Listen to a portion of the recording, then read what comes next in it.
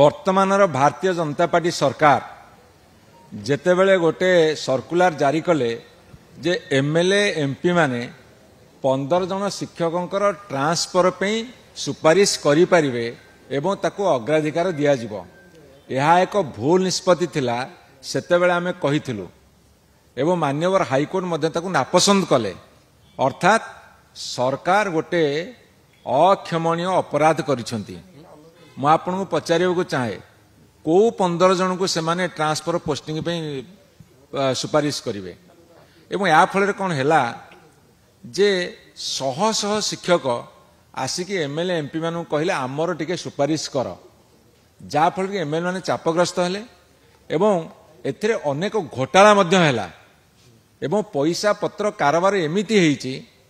ये 15 जन जो सरकारी दलर ये 15 जन सुपारिश करिया जगह 150 200 300 टीचर पैसा नहीं जाइछिनी